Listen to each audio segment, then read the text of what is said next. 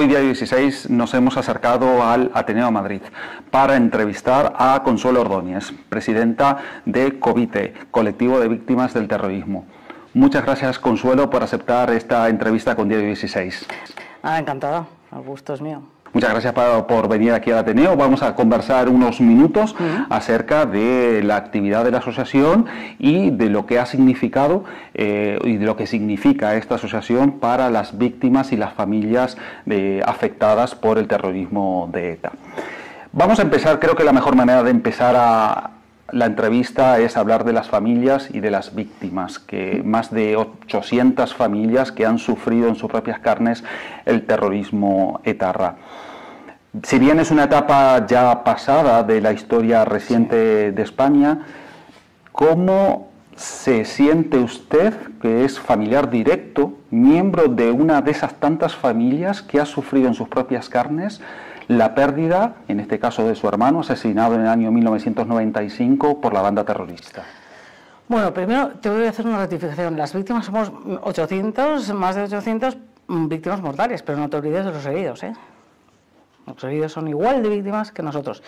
Y luego, estamos hablando de víctimas de ETA, pero es que COVITE es una asociación de víctimas de todos los terrorismos. Y ya sabes que mi obsesión es siempre tener presente a todas las víctimas de todos los terrorismos que ha habido en este país. Bueno, ¿cómo me siento yo ahora? ¿No? Pues, hombre, la verdad es que el momento actual para ser víctima, ¿no?, en este país, ¿no?, y especialmente en el País Vasco, ¿no?, es muy diferente al que yo he vivido la gran parte de mi vida. O sea, no tiene nada que ver ser víctima ahora, ¿no?, sin ETA, que ser víctima con ETA, matando todos los días o intentando matar todos los días. Y ojo, no es lo mismo ser víctima de ETA en el País Vasco que ser víctima de ETA fuera del País Vasco. Yo vivo en Valencia, yo soy desterrada forzosa, me tuve que ir de allí precisamente porque fui víctima también de ETA, de sus amenazas, de sus campañas de persecución, de su acoso, ¿no?, sistemático, diario, y me tuve que acabar yendo, ¿no? ¿Hace cuánto que usted reside en Valencia? Yo ya vivo en Valencia, fíjate, 20 años. Hace 20 años, se dice pronto, Pero claro, donde está mi cabeza, donde está mi vida, donde yo me he hecho a mí misma, ¿no?, pues ha sido en el País Vasco, lógicamente, ¿no? Entonces, por eso hay que diferenciar mucho, que no tiene nada que ver, porque en este país, afortunadamente, no hemos vivido un tiempo mejor para todos, no solo para las víctimas, ¿no?, sino para todos, que desde que ETA ya no existe, claro, ya no mata, ¿no? Entonces, bueno, pues Consuelo, me siento mucho mejor ahora, lógicamente. Claro, pero estamos hablando que en su historia personal, en su historia actual, las consecuencias del terrorismo de ETA, pues usted lo sigue viviendo, porque usted mismo lo ha dicho, desterrada. Sí, pero es que yo antes vivía las consecuencias de ser víctima de ETA, ¿no?, y vivía el acoso, el miedo, porque claro, yo no soy un héroe, ¿no? Entonces, antes vivías, ¿no?, siendo víctima, ojo, las víctimas de ETA que habíamos dado, solo tienes que cruzar una línea roja. Si cruzas la línea roja de significarte públicamente contra ETA, ¿no?, es cuando empiezas a tener problemas. Te conviertes ya en una amenazada. Ahora, el resto de mis compañeros, por ejemplo, ¿no?, de la mayoría de las víctimas, ¿qué han hecho allí? Pues quizás, igual han sido más inteligentes que yo. Bueno, tampoco busqué yo esto, ya te contaré luego yo cómo me convertí de una persona anónima en una persona conocida. Pero bueno, que si pasas esa línea roja es cuando, efectivamente, cuando empiezan a venir ya los problemas, las amenazas, el acoso, la campaña de persecución, hasta me afectaba en el trabajo, ¿no? O sea, yo era procuradora y claro, era procuradora de Tolosa, ¿no? Y eso ya sabéis que no tienen que ser los abogados, los clientes los que quieran. Bueno, pues hasta eso, ¿no? Me resultaba complicado, ¿no? Mientras mis compañeros todos no tenían ningún problema, ¿no? En ir evolucionando, en vivir de su profesión, pues yo sí, porque los abogados que planteaban a sus clientes trabajar conmigo, pues no querían trabajar con Consuelo Ordóñez, pues porque ya traía unas connotaciones. Y yo sencillamente pasé a lo público, pues porque, bueno, pues es verdad, porque en septiembre del mismo año que mataron a mi hermano, que yo empecé a ir enseguida a esas manifestaciones, donde teníamos contramanifestaciones, pues eran unas contramanifestaciones súper violentas, nosotros éramos pacifistas, estamos un cuarto de hora reclamando la liberación de Aldaya en ese momento, ellos están todo el rato, ETA, mátalos, mátalos, mátalos, Gora, ETA, Militarra, Independencia, los asesinos llevan el lazo azul, bueno, y total, y no contentos con eso, pues luego ya siempre era la misma escenografía, les repartían piedras, venía una camioneta, les repartía piedras. La Archancha estaba con orden de no intervenir y cuando acababa nuestra concentración, silenciosa, pacífica, empezaban a lanzarnos piedras. Y entonces una de esas piedras me abrió la cabeza, me tuvieron que dar 7 puntos y entonces ahí los medios de comunicación se enteraron que yo era la hermana de Gregorio. Y entonces ahí salté un poco a la fama. Entonces, en cuanto saltas a la fama, ahí empecé, como no había víctimas, entonces no había asociaciones allí ni nada, y eran momentos convulsos, ¿no? Todos los días estamos, o había un intento de atentado, o teníamos que ir a la otra concentración para condenar el asesinato del día anterior, a la Capilla Ardiente, y todos con contramanifestaciones, ¿eh? O sea, todo el rato gritándonos, encima con orden de no intervenir, o sea, el gobierno vasco, la Archancha no intervenía por orden tal. Empezaron a intervenir, empezaron a protegernos cuando se enteraron de que se armó revuelo al enterarse que yo había sido una de las agredidas físicamente el día anterior, ¿no? Y entonces, bueno, pues ahí, claro, es que yo estaba muy indignada. Me acuerdo que me entrevistó, es la primera entrevista que tengo yo públicamente, que me entrevistó a primera hora del día siguiente, a la mañana, Iñaki Gabilondo, y la verdad es que ahí empecé yo a despotricar, claro, o sea, me parecía indecente que la policía, sabiendo que todos los jueves a las 8 pasaba, a las 8 y cuarto, cuando acababa desde 8 a 8 y cuarto pasaba lo que pasaba, ¿no? No nos protegieran, ¿no? ¿En qué parte del mundo se puede ver algo así, ¿no? O sea, estamos reclamando pacíficamente la liberación por una terrorista de una persona, ¿no?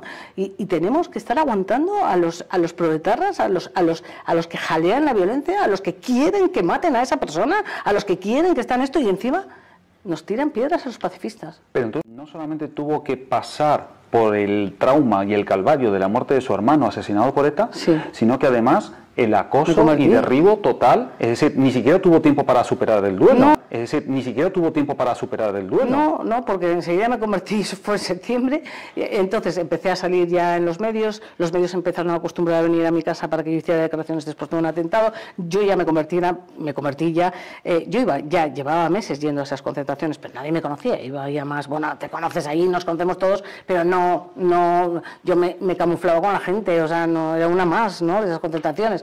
Y la verdad es que iba sola, además, porque no te creas que mis amigos, la gente que me alrededor sentía necesidad de venir conmigo. Yo sí que sentí esa necesidad. A mí esas concentraciones para mí fueron claves en mi evolución personal, porque lo lógico es cuando matan a tu hermano, tan un familiar, ¿no? Lo lógico es sentir odio, o sea, la verdad es que al principio pues estás una rabia que no la puedes contener, lógicamente, un dolor. Y más todavía por razones políticas. Un dolor, claro, o sea, un dolor, una rabia incontenida, y además estás todo el día viendo declaraciones de los políticos que de repente pues te estaban, yo no sé, también me sentí muy mal con eso, ¿no? Porque los políticos, ¿no? Habían hecho declaraciones muy contundentes cuando matan a mi hermano, pero es que luego a los 2 días estaban sentados y negociando, ¿no?, con los asesinos de mi hermano, ¿no? Y entonces pues, yo no podía más con todo eso. Yo la verdad es que viví momentos muy tensos, muy duros, y sí, me convertí nuevamente en en víctima, en víctima ya como amenazada, ¿no? Por eso, sencillamente porque empecé a hablar, porque empecé a ya estar en primera línea en las pancartas de todas las concentraciones, los medios de comunicación se habían acostumbrado a venir a mi casa porque yo hablaba, ¿no? Después de los atentados, claro, y había atentados cada 2 por 3. Claro, pero los atentados provocaban muertos, provocaban Sí, claro. lesionados, pero claro, en ese momento no había asociaciones, ETA estaba matando. No, y entonces por eso yo viví esa época, ¿no? En la que, claro, me heredé como la popularidad de mi hermano también, ¿no? Y entonces, bueno, pues tenía continuamente, llegaba a casa y tenía todo el portal pintado, con la Diana, Ordóñez y tal, todo, pero continuamente, salía en la editorial de Leggin, iba por la calle, era normal, estaba en las pancartas mismas, como teníamos contramanifestación, bueno, pues se había puesto de moda, ¿no?, por los proetarras, ¿no?, y me reconocían, además, por la calle, ¿no?, hasta con casco, cuando iba con casco de la moto y todo, pues era como normal, ¿no?, que estaba ahí, en cualquier esto me gritaban, Ordóñez, Apoyoe, que eso es el cementerio, Ordóñez, devuélvenos la bala. Esos eran eslóganes que se habían puesto de moda por ellos, y me reconocían, claro, cuando me reconocían. Ojo, también tenía gente, me reconocía de todo, mi vida era como surrealista. Además, yo en esa época no entraba en casa, estaba siempre en la calle, por trabajo, porque me gustaba salir de marcha también, y porque pues estaba mucho en la calle, la verdad. Y bueno, pues era un poco surrealista, la verdad, porque ibas por la calle, eso, unos te gritaban eso, y otros, Ordóñez, olé tus huevos, o sea, es que era surrealista todo, ¿entiendes? Por eso siempre digo que bueno, pues nunca será lo mismo, ni es lo mismo ahora, ¿no? Porque pues que ETA ya no mate, pues eso, o sea, esa presión, no hay nada comparable con eso, ¿no? Las consecuencias, claro que tenemos, las heridas nunca se curan, ¿no? Y sigue habiendo cosas que nos hacen, que no vamos a aceptar y que son una provocación, ¿no?, para las víctimas, y causan dolor, ¿no?, esa exaltación, ¿no?, continua, esa presencia de ETA en las calles, ¿no?, que tenemos que solo Covite denuncia todos los días, ¿no? Pues sí, hay muchas heridas que todavía no se han podido cerrar, la falta de justicia, muchas que no se han podido cerrar, pero el ambiente, el que ETA no exista ya, es como de la noche al día. Entonces, usted definió su situación después del asesinato de su hermano. ¿Qué pasó? Que creo que es central. Sí.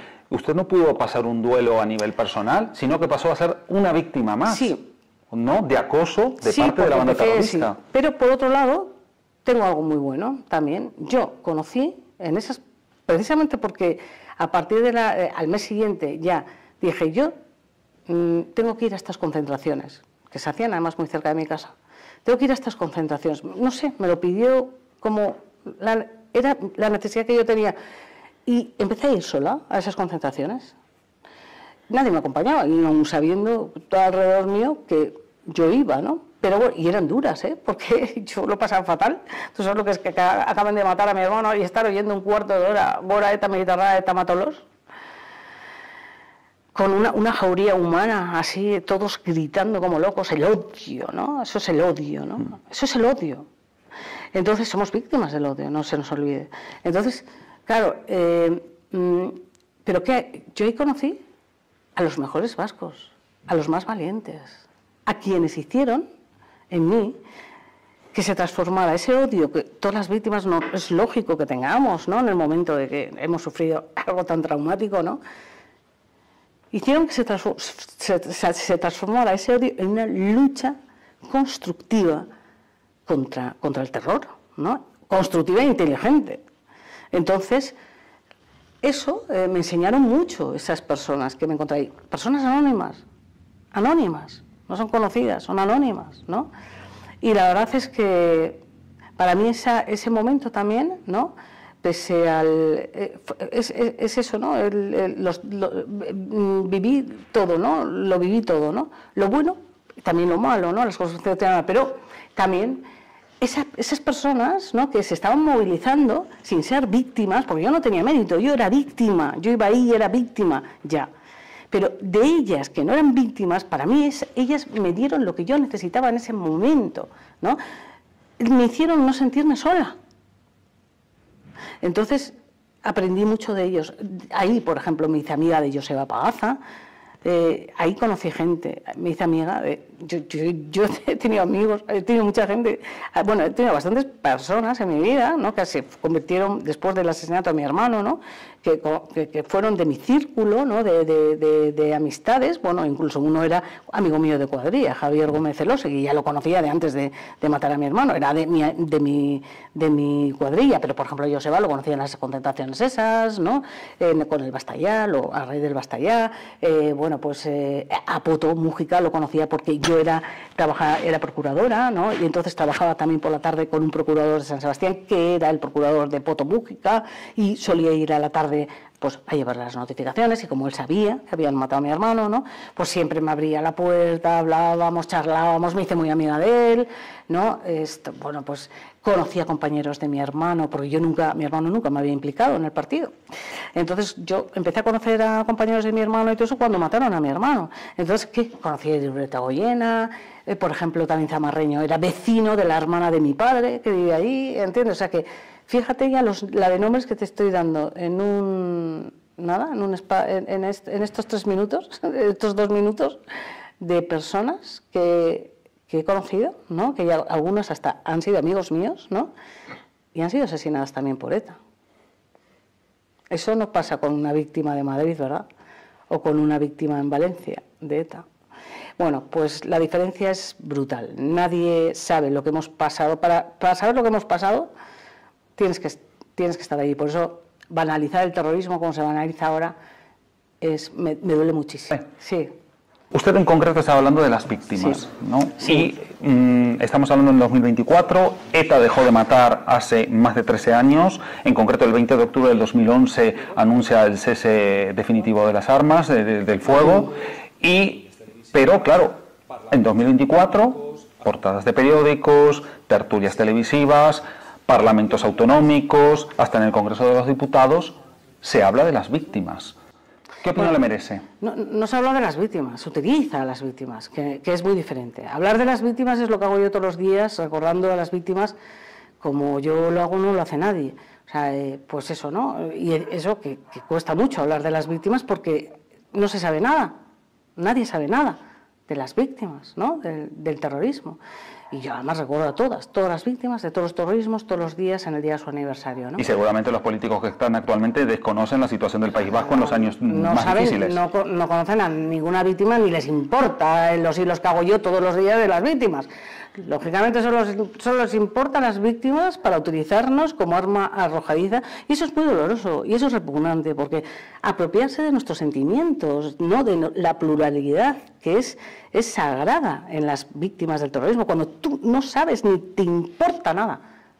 El 99,9% de las víctimas del terrorismo, ¿no?, pues la verdad es que eso es algo que, bueno, Covite lleva ya muchos años utilizando criticando, denunciando la instrumentalización política que se hace de las víctimas, ¿no? ¿Y por qué cree que lo hacen los diferentes Bueno, la verdad políticos? es que esto es una cosa que viene ya de largo también, ¿eh? Por ejemplo, nosotros, lo que pasa es que es verdad que el partido que más sistemáticamente siempre ha utilizado, desde siempre, históricamente y sistemáticamente, a las víctimas siempre ha sido el Partido Popular, pero ojo, nosotros venimos del País Vasco, el PNV también utilizaba a sus víctimas, también han sido unos sectarios. O sea, Covite nos han, bueno, durante muchos años, ¿no?, a Covite, pues eso, estamos excluidos de todo. Las víctimas de Covite, de todo lo que hicieran, de todas las políticas públicas que hicieran, de tema de todo, y solo contaban con sus víctimas afines, ¿entiendes?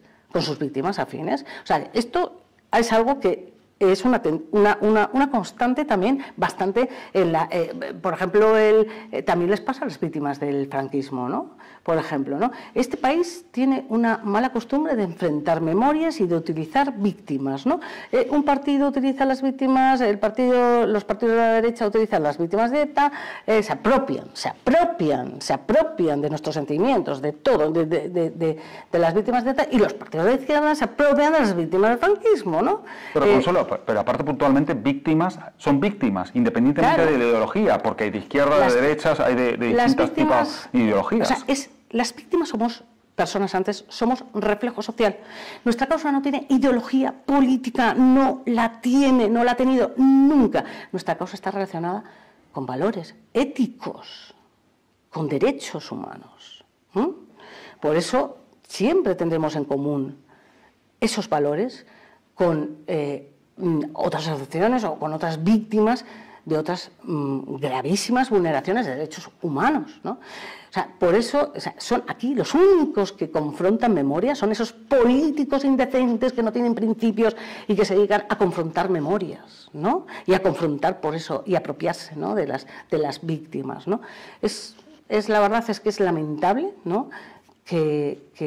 Bueno, pues que sea una práctica tan generalizada, ¿no? Y que haya transcurrido y que se siga, ¿no? Que se siga tanto banalizando con el terrorismo, ¿no? Tantos, pues con una cosa tan sagrada, ¿no? Como es todo lo que hemos pasado. Somos reflejo social, que somos personas antes que víctimas y somos plurales. Solo Covite tiene, si coges los estatutos de Covite, nuestra independencia y la pluralidad está recogida ya en el segundo artículo. Eso es lo que nos hace independientes de todos los partidos políticos y eso es lo que nos da coherencia en Covite, en toda nuestra trayectoria.